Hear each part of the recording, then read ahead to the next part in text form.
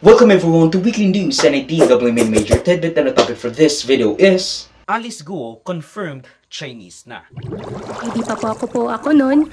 Lumaki po ako, may nakikita po ako mga kasama po naging naging partner po ng tatay ko po. At lumaki po ako sa farm. Isa na rin po yung na-mention ko po nung nakaraan po na Senate hearing, si Teacher Rubilin po, nakasama ko rin po siya. Sa lahat po ng aligasyon, ang pinakamasakit po sa akin ay tinatawag po akong spy. Hindi po ako spy. Ako po ay isang Filipino. Mahal ko po ang sarili ko pong bansa. Or redacted, fine shit from the mountain of Bamban, Tarlac has now been confirmed to be 100% chinito fine shit from Fujian, China. Ineneklarang void ab initio through the conclusion ng Manila Regional Trial Court ang pagka-mayor ni embattled now Chinese national Guo Huaping, also known as the former mayor Alice Leal Guo. Ibig sabihin, void from the very beginning ang kanyang pagka-mayor. Dapat hindi siya naging mayor and walang bisa ang kanyang pagka-mayor. Nagsimula ang istorya ni Guo Huaping nang ma-raid ang isang pogo hub sa kanyang syudad. Get this, sa likod ng Municipal City Hall ni Guo Huaping. Nagmumukhang guest house tuloy yung Municipal Hall sa laki ng pogo hub sa likod ng City Hall niya. Ang mas malapit pa dito, bandang mga pogo sa Tarlac. Will you be in support of any ban on pogos dito po sa Tarlac? Meron kami talaga. As early as January 2021, we've already had a resolution. And in fact, nire-reiterate, kaya I asked Vice Governor David to convene the i-reiterate na yung aming ban, di ba, on illegal and pogo, di ba? Pero that's not what caught the people's eye. Ni-raid ang Pogo Hub dahil sa mga human trafficking cases na naisiwalat ng pasuking ito ng pulisya.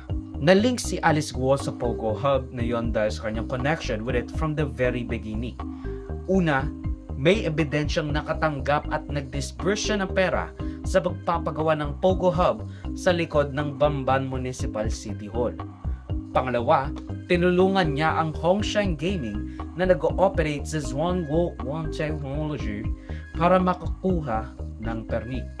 Pero naging kilala siya sa Pilipinas through her obfuscation at pag-iwas sa mga kwestiyon ng mga senadora regarding her citizenship.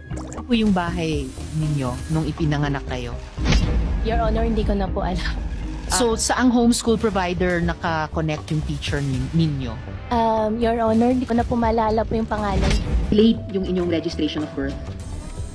Ilang taon na po kayo nung na-register yung inyong birth? Your Honor, hindi ko lang po siya masyado maalala po ngayon. Okay lang, check ko po.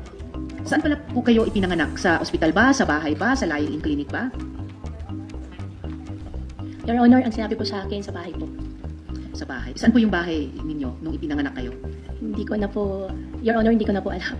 Now, I actually did not like the fact na kinwestiyon nila or kinwestiyon agad ni Rizal Tiveros yung citizenship niya because it may lead to xenophobia. Kasi parang galit na nga ang mga Pilipino sa sa China, sa Chinese government, sa PRC. Tapos dadagdagan pa natin, magsistoke pa tayo ng fire with xenophobia. Dahil ang kinwestiyon agad natin is yung citizenship niya. Dapat nag-focus tayo sa kanyang koneksyon sa human rights trafficking hub sa bakuran ng kanyang City Hall. Pero, we're not even talking about how good or bad of a mayor she is. Maybe she's a good mayor, pero she's a sleeper agent. Kaya lang siya, good mayor is because she wants people to look sa kanyang pagiging magandang mayor at not with whatever is behind her, which is the Pogo Hub sa likod ng City Hall. But who cares? It's all void anyway. Na matapos ng stand nila Senator Gatchalian at Tiveros sa proof nila sa Pogo Hub debacle at citizenship issue ni Alice Guo, we found out na nakatakas at umalis na ng bansa si Alice Guo papuntang ibang bansa with the help of the godfather of Pogo. I am now in receipt of information that this person was already in fact out of the country on July 18, 2024 to Kuala Lumpur, Malaysia. Ipapakita ko po ang dokumentong ito bilang patunay na pumasok sa Malaysia si Alice Guo. Nahuli siya at nireport ng Indonesia for 2 months after niya makatakas at makalaya sa ating bansa. Alice Lial Guo was found to be Chinese dahil sa fingerprint match niya sa isang Chinese national na pumasok sa bansa by the name of Guo Waping from Fujian, China. And hindi siya or hindi parehas ang fingerprint ng Alice Lial Guo natin, the mayor. Now that I've stretched this NIDW long enough, let's get on what COMELEC Chairman George Erwin Garcia said to explain why it isn't their fault na nakatakbo at naging mayor si Alice Lial Guo Waping. Their duty, of course, is only to facilitate. You know, kailangan talaga may mag-dispute. Walang nag-dispute, so walang nangyari. Nangyari sa Bamban Tarlac. Nakapagparehistro bilang botante, walang nag-question. Nag-file ng kandidatura, walang nag-oppose, walang nag-file ng petition na elect, nanalo, na proklama yung mismong kandidato. Ang video clip na ito ay galing sa aking series ng News San Verde Rica. Check the entire videos for the complete weekly news recap and subscribe to the channel to be kept up to date sa mga local at global news na I'll make sure will be interesting to you. Particularly you, whatever your name is. Hindi ko alam, sorry. Salamat sa panonood mga ka-farmy. Like, subscribe, follow me like sa socials and avoid Joseph that will be linked down below. So, susunod of course.